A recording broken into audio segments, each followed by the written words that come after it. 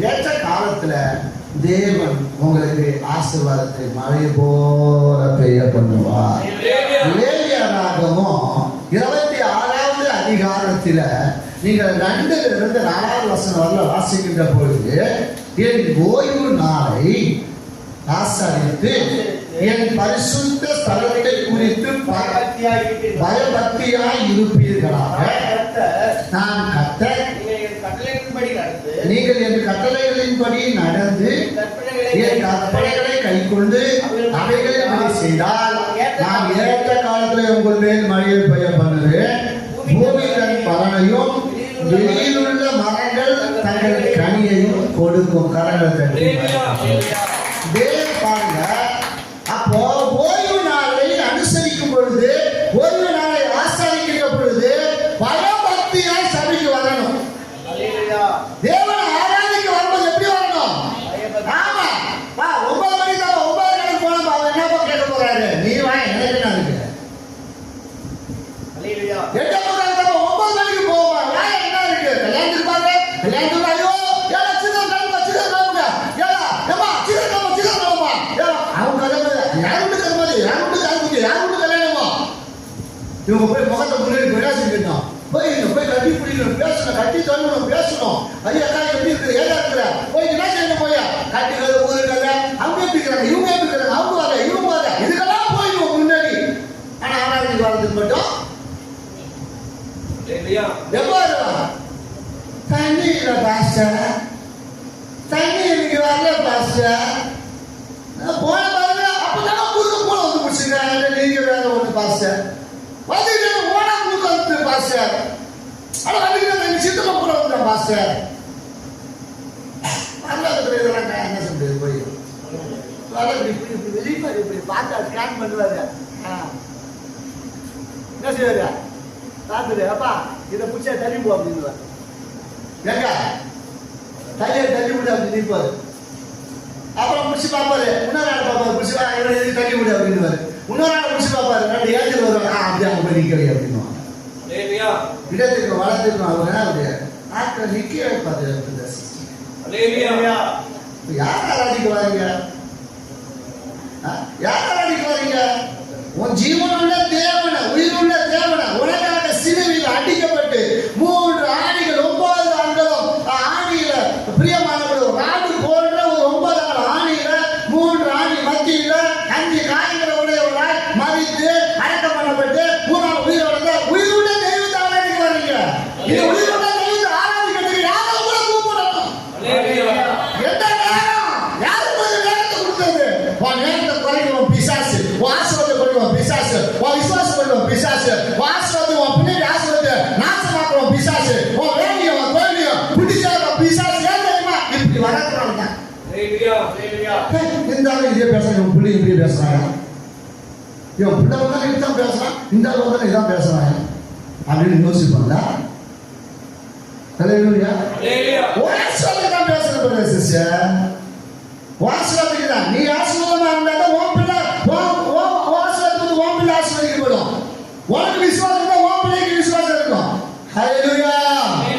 அதுக்காக தான் சொல்லிட்டு வரோம், அதுக்காக தான் சொல்றோம். அப்போ உன் மேல தேவன் ஒரு ஆசீர்வாதத்தை மழை போல பெய்ய பண்ணணும்னா கர்த்தருக்கு நேரத்தை கொடுங்க. கர்த்தருக்கு ஓய்வு நாள் பிரதர். இந்த ஓய்வு அசலை பண்ணாதீங்க பிரதர், இந்த ஓய்வு நாளை புறக்கணிக்காதீங்க பிரதர், இந்த ஓய்வு நாளை எவ்வளவு வராதீங்க பிரதர். வேதம் சொல்லப்பட்டு பயபக்தியா இருப்பீர்களாக. நான் கர்த்தர், நான் கர்த்தர். பயபக்தியா வாங்க. அப்பதான் நீங்க அப்படி வரீங்கன்னா உங்களுக்கு எதுக்காக வரும்போது மணி போல என் ஆஸ்வத்தை பொழிவு பண்ணுவேன். உன் நிலத்தில் பாருங்க, உன் பூமி பலனை தரும். உன் வெளியில் இருக்கிற மரங்கள் எல்லாம் என்ன செய்யுமா? மரங்களை போல பூமியை போல இருக்கிற நம்முடைய பிள்ளைகள், மரங்களை போல இருக்கிற நம்முடைய பிள்ளைகளை கனி கொடுக்க வைப்பார். அதெல்லாம் நல்லா சம்பாதிக்கும், நல்லா வேலை செய்யுங்க, நல்லா சம்பாதிக்குங்க. அது ஆஸ்வதம் கொண்டு வரும். உன் வீட்டில் இருக்கிற நகராக இடம் வந்தாலும் அதுல நீ எதையாவது செஞ்சு கர்த்தர் அந்த பலனை கொடுக்க வைப்பார். ஹல்லேலூயா. அதுதான் ஆண்டவர் சொல்றார். ஏற்ற காலத்துக்கு சொல்றாங்க, நீங்க என்ன, நீங்க என் பருவத்துக்கு வரும்போது, என்னுடைய சனிதாக்கு வரும்போது, என் ஆராய்ச்சிக்கு வரும்போது ஓய்வு நாளை பயன்படுத்தியா வாங்கப்பா. அதனால கேட்கிறார். எசேக்கியேல் 34:26 வசனத்தை வாசிக்கும் போது, நான் அவர்களையும் அவன் வீட்டின் சுற்றுப்புறங்களையும் ஆசீர்வாதமாக்கி ஏற்ற காலத்திலே மழையை பெய்ய பண்ணுவேன், ஆசீர்வாதமான மழையை பெய்யும் அப்படின்ற ஆசீர்வாதமான மழை ஏற்ற காலத்திலே மழையை பெய்ய பண்ணுவேன், ஆசீர்வாதமான மழையை பெய்யும் அப்படின்றார். உபாகமம் 28வது அதிகாரத்திலே 12வது வசனத்தை வாசிக்கின்ற பொழுது, ஏற்ற காலத்திலே உன் தேசத்திலே மழை பெய்யும், நீ கையிட்டு செய்ய வேலைகளை எல்லாம் ஆசீர்வதிக்கவோ கர்த்தர் உனக்கு தமது நல்ல பொக்கிஷ சாலையாகிய வானத்தை அநேக ஜாதிகளுக்கு கடன் கொடுப்பா, நீங்க உடனே வாங்க மாட்டாங்க. இதுதான் தேவனுடைய ஆசீர்வாதம். இதை விசுவாசிக்கிற வார்த்தையில, இதை விசுவாசிக்கிற பிள்ளைகளுக்கு அவங்க பிரியமானவருடைய ஆசீர்வாதத்தை கர்த்தர் பெருகப்பட வளரா இருக்கிறார். வார்த்தையை விசுவாசித்து பாரு. இந்த விசுவாசம் உள்ள வார்த்தையை, வாக்குத்தத்தமான வார்த்தைகளை உங்க வாழ்க்கையில அபியாசம் பண்ணி பாருங்க, அதை பின்பற்றி பாருங்க. கர்த்தர் ஆசீர்வதிப்பா, ஆசீர்வதிப்பா. வானம் என்கிற நல்ல பொக்கிஷங்களை திறக்கிறது, வானம் என்கிற பொக்கிஷங்களை திறக்கிற தேவனா இருக்கிறார். நீங்கள் மல்லிகை 3வது அதிகாரம் 10வது வசனத்தை வாசிக்கும் பொழுது, நாளைக்கு ஆகாரம் உண்டாயிருக்கும்படி தகவல் எல்லாம் பண்டகசாலைக்கு கொண்டு வாங்க, அப்போது நான் வானத்தின் பலவீனங்களை திறந்து இடமில்லாமல் போகும் என்று உங்கள் மேல் ஆசீர்வாதத்தை வரிசிக்க பார்ப்போம் என்று, அதனால என்னை சோதித்து பாருங்க என்று சரிங்களை கத்த சொல்லுகிறார். அங்க வானம் என்கிற பிரியமானவர்களே நல்ல பொக்கிஷ சாலையாகிய அவர் வானத்தை திறக்கிறவர். இங்கே என்ன சொல்றாருன்னா, வானத்தின் பலவீனங்களை திறக்கிற தேவனா இருக்கிறார். வானத்தின் பலவீனங்களை கத்த திறப்பார். நல்ல பொக்கிஷமாக அந்த வானத்தின் சாலைகளை கத்த திறந்து உனக்கு ஆசீர்வாதம் கொடுப்பார். அப்ப நல்ல பொக்கிஷ சாலை அவர்கள் இருக்கு. வானம் என்கிற நல்ல பொக்கிஷ சாலை கத்த சொல்லுவது அவங்களுக்கு எனக்கு அவர் தேர்ந்து உங்களுக்கு ஆசீர்வாத தேவனா இருக்கிறார். வானத்தின் பலவீனங்களை திறந்து உங்களுக்கு ஆசீர்வாத தேவனா இருக்கிறார். ஹல்லேலூயா. இந்த ஆசீர்வாதத்தை பெற்றுக் கொள்வதற்காக, இந்த ஆசீர்வாதம் கொடுக்கிறதுக்காக தேவன் உங்களை கொண்டு வந்திருக்கிறார். அதுக்காக தான் கர்த்தர் உங்களை தெரிஞ்சிருக்கிறார். இது யாருக்காக கொடுக்கிறார்? நம்முடைய பிள்ளைகளுக்கு தான் கொடுக்கிறார். உன் வாழ்க்கையில விசுவாசித்து பாரு, உன் வாழ்க்கையில் அப்படியே இது வந்து பலிக்கும். இந்த வாக்குத்தத்தம் உன் வாழ்க்கையில பலிக்கணுமா? இந்த ஆசீர்வாதம் உன் வாழ்க்கையில பலிக்க வேண்டுமா?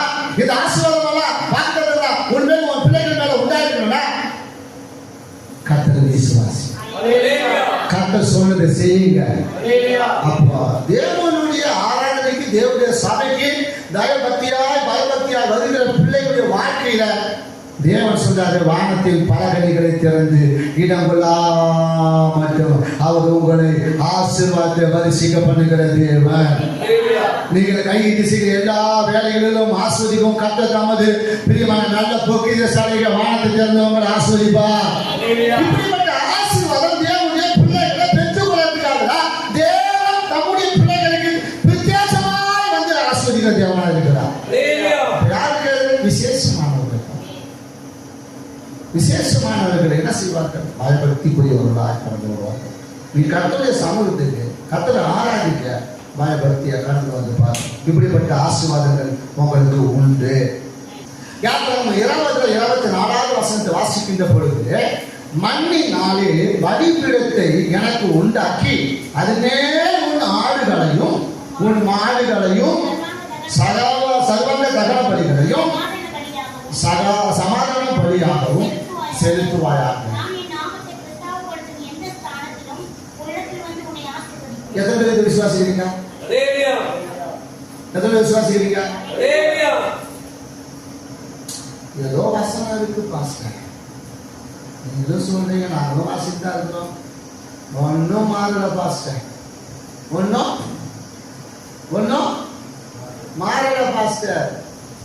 அதான் திரும்பி சொல்றது. கேட்கிறவங்க நீங்க விசுவாசம் உள்ளவங்களா கேட்டீங்கன்னா,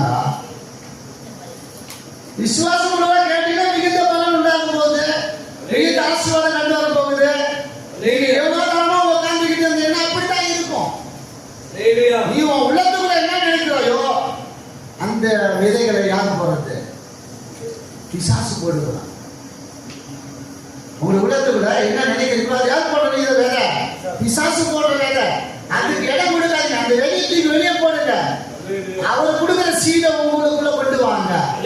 அப்போது அது மிகுந்த பலன் கொடுக்கும். மிகுந்த பலன் கொடுக்கும். அதுதான் சொல்றாரு. என்னது? நான் என் நாமத்தை பிரஸ்தாபப்படுத்தும் எந்த ஸ்தானத்திலும் முன்னிடத்துல வந்து ஒன்று ஆஸ்வதிப்பேன்.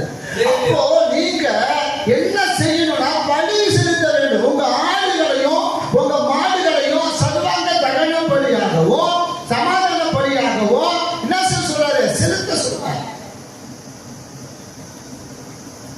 நாம என்ன வாழ்க்கை அர்த்தம் என்ன?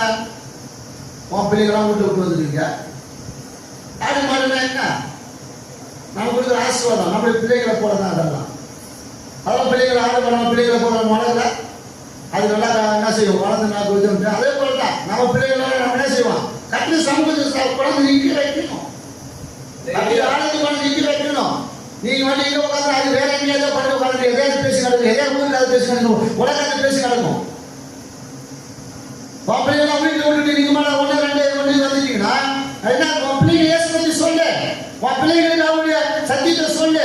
சத்தியம் அந்த பிள்ளைகளை விடுதலை கொண்டு வரும். இல்ல நான் போறேன் நீ வீட்டில் உட்காந்துங்கன்னா அது ஊர் வாங்கிட்டு உட்காந்து இருக்கும். ஊர்கால பேசிட்டு உட்காந்துட்டு இருக்கும். உலகால பேசுகிற கட்டுக்கால பேசிட்டு உட்காந்து இருக்கும்.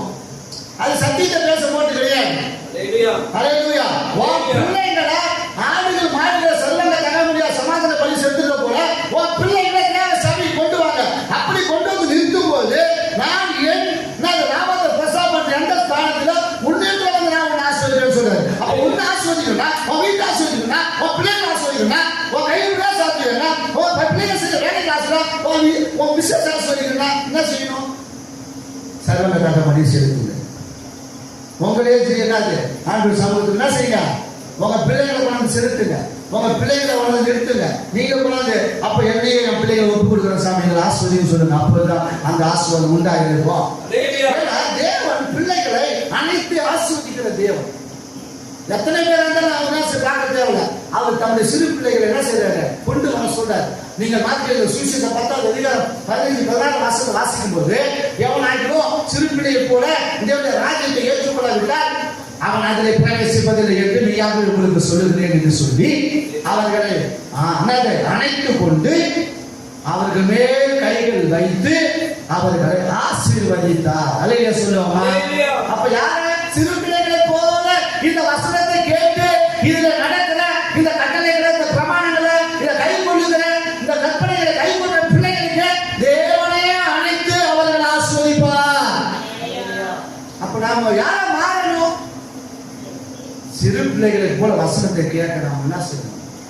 நாம ஆர்வம் உள்ளவர்களாய் காணப்படும் பொழுது இந்த ஆசீர்வாதம் உண்டாயிருக்கும். அடுத்தபடியாக கைகளின் கிரியைகளை ஆசீர்வதிப்பார். கைகளின் கிரியைகளை ஆசீர்வதிப்பார். யோபு 1வது அதிகாரம் 10வது வசனம். நீர் அவனையும் அவன் வீட்டையும் அவனுக்கு உண்டான எல்லாவற்றையும் சுற்றி வேலை அடிக்கவில்லையோ? அவன் கைகளின் கிரியை ஆசீர்வதித்தீர். அவனுடைய சம்பத்து தேசத்தில் பெருகிற்று. யாருடைய சம்பத்து? யோபுடைய சம்பத்து பெருகின்ற. ஏன் சம்பத்து பெருகிற? ஏன் சம்பத்து பெருகிற? ஏன் ஆசீர்வாதம்? நீ கையில் செய்கிற அந்த வேலைகளை தொழில்களை கையில் கிரிகளை ஆசீர்வதிக்கிற. ஏன் ஆசீர்வதிக்கப்படல? அல்லேலூயா அல்லேலூயா. வெளிப்படுத்தின விசேஷத்துல நீங்க ஆண்டவர் ஒரு வார்த்தை சொல்றாரு பாத்தீங்கன்னா, கடைசி அதிகாரத்துல பொய் நாடி அந்த பொய் அந்த புரட்டு அந்த பொய் புரட்டு தேவையில்லாததெல்லாம் நம்ம கொண்டு வந்து அப்ப என்ன செய்யறதுன்னா அப்படிப்பட்ட தேவன் என்ன செய்யறாருன்னா அப்படிப்பட்ட ஆசீர்வாதத்தை என்ன செய்யறது கிடையாது, பெற்றுக்கொள்ளட்டு கிடையாது. அப்படிப்பட்ட ஆசீர்வாதத்தை என்ன செய்யறது கிடையாது, பெற்றுக்கொள்ளட்டு கிடையாது. அல்லேலூயா. அப்போ யார் தான் ஆசீர்வாதத்தை பெற்றுக்கொள்வாங்க? நீங்க பாருங்க 15வது வசனம் வாசிங்க. 22-15 நாய்களும் சூனியக்காரரும் விபச்சாரக்காரரும் கொலைபாதகரும் விக்கிரக ஆராதனைக்காரரும் பொய்யை விரும்பி அதன்படி செய்கிற யாவரும் புறம்பே இருப்பார்கள். அல்லேலூயா அல்லேலூயா. அப்போ இந்தபடி எவன் ஒருவன் செய்கிறானோ அப்படிப்பட்டவன் யாரா இருக்கிறான்? ஆமா, பொய்ய பண்றது, அதாவது திருடுறது, கொலை பண்ணுறது, களவு செய்யறது, பொய் பேசுறது, பித்தலாட்டம் பண்ணுறது எல்லாம் சொல்லுவோமா? கர்த்தர் உன்னை நம்பி ஒரு வேலை கொடுத்தாருன்னா அது உண்மையாகுது. யாரும் பார்க்கல என்ன செஞ்சுக்கிறாரு? ஒரு அம்மா என்ன செஞ்சுட்டான், பாசு என்ன செஞ்சு உருளைக்கிழங்கு பிரசங்கம் பண்ணாராம். இந்த அம்மா என்னடா இவரு உருளைக்கிழங்கு அப்படின்ட்டு என்ன செஞ்சுட்டா, இந்த உருளைக்கிழங்கு எடுத்து மறைஞ்சு இந்த உருளைக்கிழங்கு எடுத்து கூடையில போற கை குஷ்டம் பிடிச்சி போவதாக அப்படின்ட்டார். இந்த அம்மாவுக்கு ஒரே என்னது பாயம், மேல வருது. இப்போ எப்படா இது பாசுக்கு தெரியும், பாசு பார்க்கறதுக்கு எதுவும் இல்லை. இது போன கடைக்கு போனாக்கா என்ன செய்ய போட்டு என்ன செய்ய எடுத்துக்கிறது, கத்திரிக்காய் அது எடை போனால் அதில் 2 போட்டுக்கிறது, அப்புறம் அங்கே போனால் அதில் 2 போட்டுக்கிறது. இது பேர் செஞ்சுட்டு வந்து இவர் ஏதாச்சும் என்ன செஞ்சாரு, இவர் என்ன செஞ்சு பிரசங்கம் பண்ணாரு, இந்த உருளைக்கிழங்கு திருடுற கை குஷ்டம் பிடிச்சி போவதாக அப்படின்னா பாருங்க. இந்த அம்மாவுக்கு அழியா வந்து போச்சு. போயிட்டா பாருங்க, எல்லாம் போயிட்டா பாருங்க. உட்காந்து பாச எப்படி பாத்தீங்க, எங்க பாத்தீங்க, யாரும் உங்களுக்கு சொன்னாங்க? ஏமா என்ன நீ போற இடம்லாம் நான் வந்துக்கிட்டு வேலை எனக்கு அந்த வேலை என்னம்மா செஞ்ச? இல்ல பாஸ்டர், இன்னைக்கு நீங்க குரலை இந்த குஷ்டம் பிடிச்சி போய் சொன்னீங்களா, அந்த என்னது உருளைக்கிழங்கு அப்படின்ட்டு. அல்லேலூயா. சரி அப்படி என்ன செஞ்சேன்? இல்ல பாஸ்டர், நான் உருளைக்கிழங்கு போனா அதில் 2 போட்டுக்குள்ள போட்டுக்கலாம், கத்திரிக்க போனாங்க. அப்ப ஏன் இது தப்பு தானே? இது திருடலாமா? இது அரிசி கடைக்கு போனோம்னு வச்சுக்க, அரிசி புடி அள்ளி வைக்கிறது, அவன் மாட்டை வச்சிருப்பான், அது அள்ளி புடி கொட்டிக்கிறது, அவன் பொட்டுக்கடை வச்சிருப்பான், அதில் அள்ளி என்ன செய்யுது போட்டுக்கிறது, எவனோ வச்சிருந்தா அதெல்லாம் அள்ளி என்ன செய்யுது, நம்ம வாயில போட்டுக்கிறது, அவன் இடம் போறதுக்குள்ள அதில் அள்ளி போட்டுக்கிறது. இது தப்பு இல்லை இதெல்லாம்? இது திருடுறது தானே? அவன் எதற்கே திருடிட்டு வராது. நீங்க உன் கை அப்புறம் புதுசாக வாசுவது எப்படி இருக்கும்? வாசுவது எப்படி இருக்கும்? உன் சம்பத்தி எப்படி போயிருக்கும்? அல்லேலூயா. உன்னை நம்பி ஒரு வேலை கொடுத்தாக்கா, ஒரு தொழிலை கொடுத்தாக்கா என்ன செய்யுது? அதுதான் நான் ஒரு காரியம் சொன்னாங்க. ஒரு தொழில் செய்யறவனுக்கு முதலாவது என்ன இருக்கணும்? தொழில் செய்ய 3 காரியம் சொல்லுவேன். என்ன காரியம் சொல்லிக்கிற சொல்லுங்க. ஒரு தொழில் செய்யறவோ, ஒரு கடை நடத்தவோ, தொழில் சொல்லுவோம், வியாபாரம் பண்ணுறதுக்கு 3 அடக்கம் தேவை. என்ன அடக்கம் சொல்லுங்க?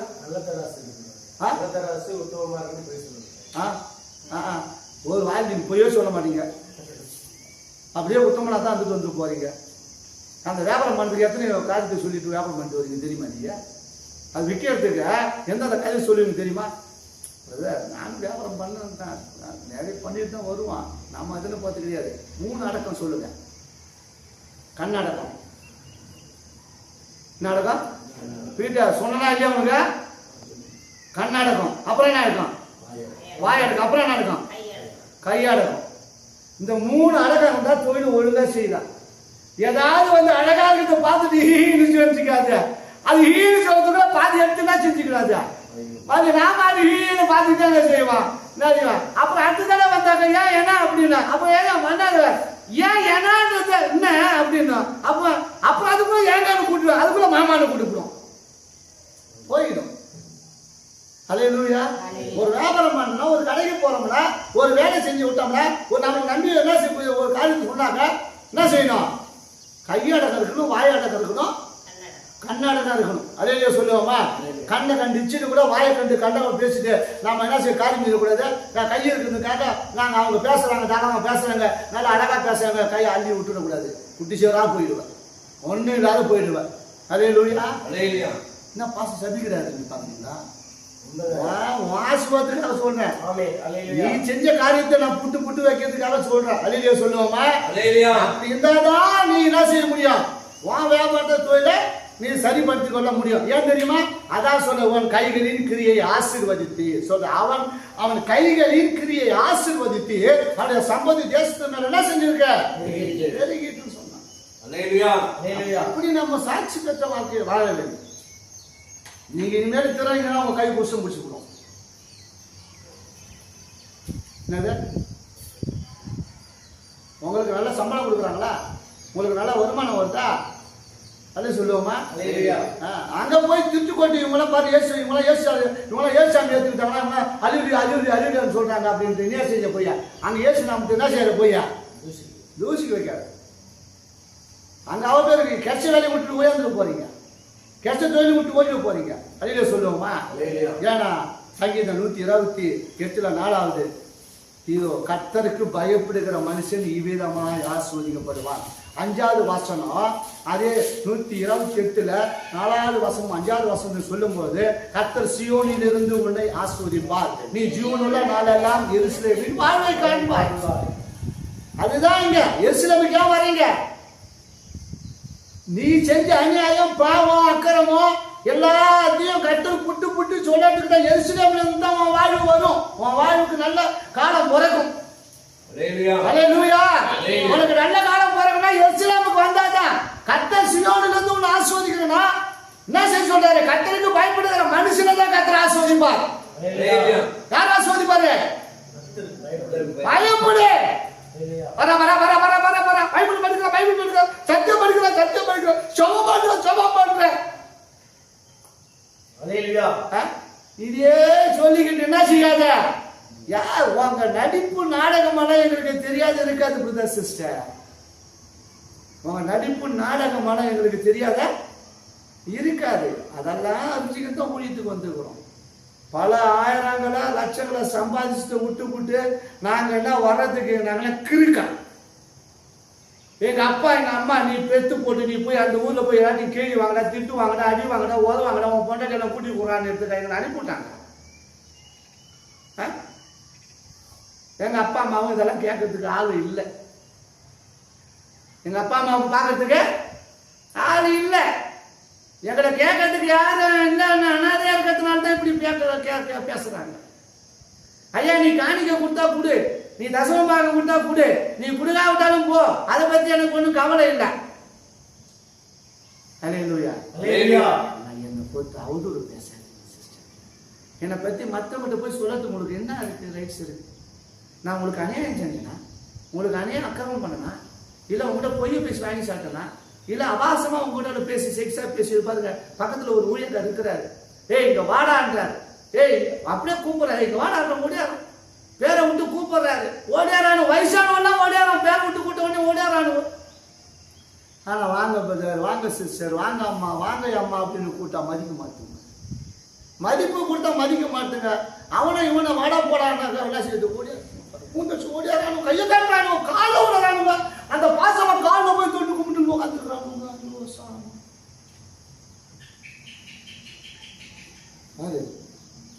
குறி சொல்லிட்டு பாரு கரெக்டா. நான் சொல்ற வார்த்தைக்கு குறி சொல்லிட்டா இதையும் பார்க்க ஆரம்பிச்சாரு புரியுதா அப்படின்றீங்களா? இல்லை நீங்க நினைப்பீங்க அது சொல்ல வர பாசு வந்து உண்மைதான். பள்ளி என்ன செய்யுது அடிக்கிறதுக்கு சில பேர் சாங்கணும், நீங்க சாக்கணும் ஒன்றும் பார்க்குற ஆள் இருப்பீங்களா? அதுக்காக சொல்ல வர அதே சொல்லுவோமா? பாசு வந்து சேர்த்தாங்க நல்ல ஸ்டகல் நல்லா சொல்லுது. என்ன எங்க இருக்கு அப்படின்னு நம்ம நினைக்கிற ஆளா இருப்பீங்களா? அவங்களுக்காக சொல்ல வரேன். ஹல்லேலூயா. அப்படியெல்லாம் மக்கள் பயப்படுறாங்க, ஓடுறாங்க. பிரியமானவர்களே, சீயோனில இருந்து கர்த்தர் பிரியமானவர்கள் ஆசீர்வதிக்கிற தேவன். கர்த்தருக்கு பயந்த பிள்ளைகள். ஏன் எருசலேம்ல வாழ்வு காண முடியும்? எருசலேமுக்கு வந்தாதான் உன் வாழ்வாதாரம் எப்படி இருக்கு, உன் ஆசீர்வாதம் எப்படி இருக்கு, உன் சாபம் எப்படி இருக்கு, உன் பலவீனம் எப்படி இருக்கு, உன்னுடைய வியாதி எப்படி இருக்கு, இங்கிருந்து தான் உனக்கு சொல்லப்பட்டு உனக்கு அறிவிக்கப்பட்டு அதுல இருந்து கர்த்தர் உன்னுடைய விடுவித்து உன்னை ஆசீர்வதிக்கிற தேவனா இருக்கிறான்.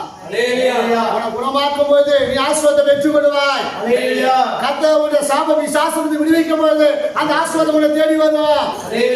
அதனால என்ன செய்யுங்க, உன் சம்பத்து பெருகணும்னு சொன்னார்.